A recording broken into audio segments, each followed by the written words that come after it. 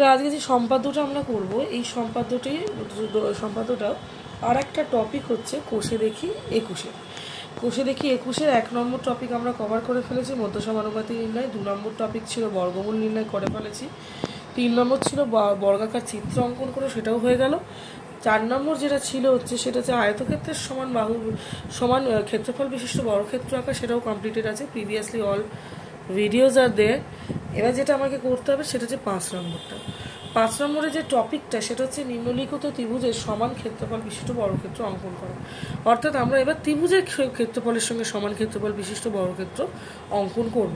সেক্ষেত্রেও কিন্তু আমাদেরকে এইভাবে ঘুরিয়ে নিতে হবে খাতাটা না ঘুরালে কিন্তু পরীক্ষার হলেও যখন তোমরা করবে না, তখন কিন্তু খাতাটা অবশ্যই ঘুরিয়ে নেবে, নাহলে কিন্তু তোমাদের এখানে ধরবে না লেখাটা। বুঝতে পেরেছো? তো আমরা যেটা এবার করতে চলেছি সেটা হচ্ছে প্রথম যে কাজ, অ্যাজ ইউজুয়াল যে বাহুগুলো আমাদের দেওয়া আছে, ওই বাহুগুলো আমরা এখানে এঁকে নেব। বাহুগুলি কি আছে? প্রথমে আছে 10 সেমি বাহু, তারপরে আছে হচ্ছে 5 সেমি, তারপরে আছে 7 সেমি। তাহলে এই হচ্ছে আমাদের বাহুগুলো।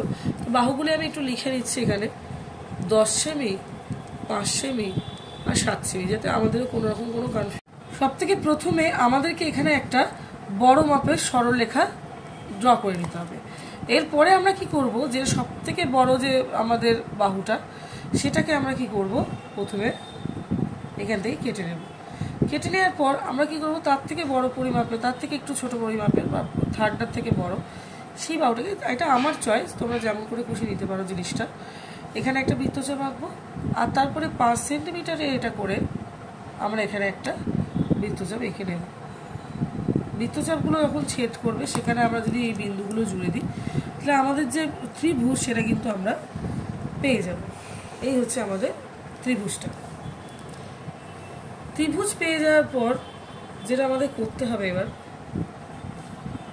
ত্রিভুজটা পেয়ে যাওয়ার পর আমাদের যেটা করতে হবে সেটা হচ্ছে আমাদের যে ভূমিটা রয়েছে, সেই ভূমিটাকে সমদ্বিখণ্ডিত করতে হবে। অর্থাৎ হাফের থেকে বেশি নিয়ে উপরে একবার আমরা বৃত্তচাপ কাটবো, একবার নিচে আমরা বৃত্তচাপ কাটবো। এই বৃত্তচাপটা আমাদের ছোট হয়ে গেছে, এখানে আমরা তাহলে আরেকটু বাড়িয়ে নেব। তাহলে এই হচ্ছে আমাদের বৃত্তচাপের বিন্দু, ছেদ বিন্দু।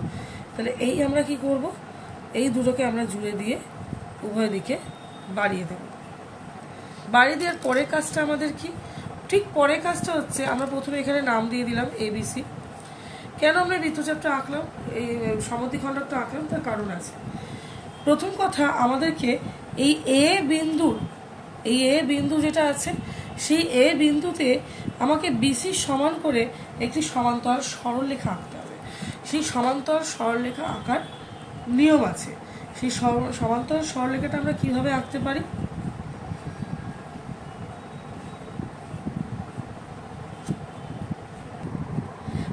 সমান্তরাল সরলরেখা আঁকার জন্য প্রথমে আমাদেরকে, আমি যদি এই বিন্দুটাকে D নাম দিই, তাহলে এই দুটো বিন্দুকে আমাকে কি করতে হবে, জুড়ে দিতে হবে। মোট কথা আমাকে সমান্তরাল সরলরেখা এখানে অঙ্কন করতে হবে। সে যেদিকে আমার এইদিকে আসুক না কেন, আমার যে এই বিন্দুটার সাথে আমি যুক্ত করলাম, আমার এই কোণের সমান কোণ আমাকে এখানে আঁকতে হবে। তো আমি কি করে সেই সমান কোণ বা কোণকে আমি কি করে কপি করে ওখানে নিয়ে যাব? প্রথমে এখানে একটা বৃত্তচাপ টানবো, এই কোণটার সমান করে একটা বৃত্তচাপ আমি টানলাম। সেই বৃত্তচাপটা আমি কি করব, এখানেও টানলাম। টানার পরের কাজ হচ্ছে এইখান থেকে এইটুকুনি পরিমাপটা আমার নেওয়া। ঠিক এখান থেকে এইটুকুনি পরিমাপটা এখানে বসেও আমি সেই পরিমাপটা নেব। এবার কি হলো, আমি এখানে একটা বিন্দু পেলাম, সেই বিন্দুটার সাথে একে সোজাভাবে একদম রেখে আমরা কি করব, এটাকে করে বর্ধিত করে দেব। করার পর বর্ধিত করে দেবো এটাকে। এই হচ্ছে আমার এর সমান্তরাল সরলরেখাটা। ওকে, এবার পরের কথাটা হচ্ছে, যেটা সমান্তরাল সরলরেখা আঁকার পর আমরা যেটা করব সেটা হচ্ছে, এই যে আমাদের পরিমাপটা আমরা এখানে পেলাম, এই পরিমাপটা নিয়ে, এই যে বিন্দুতে আমরা সমান্তরাল সরলরেখা রেখেছি, এই পরিমাপটা নিয়ে আমরা এইখানে সিতে বসিয়ে কাটবো একবার। আর কি করব, এই যে হচ্ছে তোমার আমাদের যে সিডির পরিমাপটা আছে, সেটাকে নিয়ে একবার এই বিন্দুতে বসিয়ে কাটবো। আমরা এখানে একটা বিন্দু পেয়ে গেছি, ঠিক ওই সমান্তরাল সরলরেখার উপরই বিন্দুটা পাবো, কারণ আমরা জানি আয়তক্ষেত্রের যে বাহুগুলি সেগুলো হচ্ছে পরস্পর সমান্তরাল। তাহলে কি হচ্ছে, মানে বিপরীত পাশে যে বাহুগুলি থাকে সেগুলো পরস্পর সমান্তরাল। আমরা এখন এখানে ত্রিভুজের সমান করে আয়তক্ষেত্র এঁকে ফেলেছি, মানে এই ত্রিভুজটির যা ক্ষেত্রফল CDEF ত্রিভুজের আমাদের আয়তক্ষেত্রের ক্ষেত্রফল সমান। এবার আমরা যদি এই আয়তক্ষেত্রের ক্ষেত্রফলের সমান করে একটা বড় ক্ষেত্র এখানে আঁকতে পারি, তাহলেই তো আমাদের এই ত্রিভুজের সমান ক্ষেত্রফল বিশিষ্ট বড় ক্ষেত্র আঁকা হয়ে যাবে। এটা কিন্তু ডাইরেক্ট পড়া পসিবল নয়, আমাদের এইভাবে ভায়া করেই জিনিসটা করতে হবে। আমরা প্রথমে ত্রিভুজ আঁকবো, তার আমরা সমান ক্ষেত্রফল বিশিষ্ট আয়তক্ষেত্র আঁকবো, আয়তক্ষেত্রের সমান ক্ষেত্রফল বিশিষ্ট আমরা এবার কি আঁকবো, বড় ক্ষেত্র, যেটা প্রিভিয়াস ভিডিওতে অলরেডি আমরা ডিসকাস করেছি। তো এখানেও আমি একবার দেখিয়ে দেবো কি করে আমি এটাকে আরেকটু বাড়িয়ে দিলাম। পদ্ধতি আমি শুরু করছি।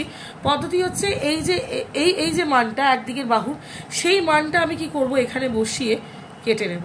কেটে নেওয়ার পর এই যে আমি পুরো মাপটা এখানে পেলাম, ওর বাহুটা প্লাস এক্সট্রা মাপটা, ওটাকে আমি সমদ্বিখণ্ডিত করব। আমরা সমদ্বিখণ্ডনের নিয়ম জানি, হাফের বেশি নিয়ে এদিকে কাটবো, হাফের বেশি নিয়ে এদিকে কাটবো। সেম প্রসেস আমাদের এখানেও রয়েছে। এরপরে আমরা কি করব, এই দুটো বাহু, এই দুটো বিন্দুকে আমরা কি করব, নিয়ে জুড়ে দেব। জুড়ে দিলাম। এর পরের কাজ হচ্ছে আমরা এই কেন্দ্রে বসিয়ে এই ব্যাসার্ধ নিয়ে এর এখানে একটা বৃত্তচাপ অঙ্কন করব। অঙ্কন করার পরের প্রসেস হচ্ছে এই CF কে ধরে আমরা কি করব, বাড়িয়ে দেব যতক্ষণ না পর্যন্ত বৃত্তচাপকে ছেদ করছে। এই নিয়ম অলরেডি আমরা ডিসকাস করে নিয়েছি, আর একবার ডিসকাস করে নিলাম এখানে। এবার কি করব, এই যে মাপটা আমি পেয়েছি, আমি এটাকে EFG নাম দিয়ে দিলাম। এই GF এর সমান করে আমরা কি করব, বড় ক্ষেত্র আঁকবো। GF এর সমান করে তাহলে এখানে একবার কাটতে হবে, আর এইখানে বসিয়ে একবার কাটবো, আর এইখানে বসিয়ে আমরা একবার কেটে নেব।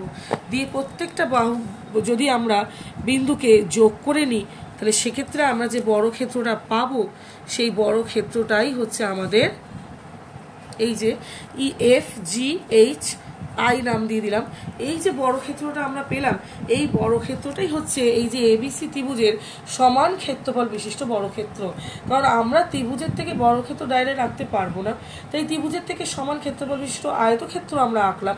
আয়তক্ষেত্র আঁকার পর তার সমান ক্ষেত্রফল বিশিষ্ট বড় ক্ষেত্র আঁকলাম, অর্থাৎ এদের তিনজনেরই ক্ষেত্রফল সমান। এবং এন্ডে আমরা লিখে দেব যে FGHI বর্গক্ষেত্রটি হলো ত্রিভুজ ABC এর সমান ক্ষেত্রফল বিশিষ্ট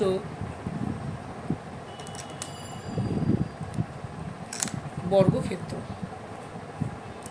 এইভাবে আমরা কি করব, এই পুরো প্রসেসটা আঁকবো, এবং এই হচ্ছে নিয়ম।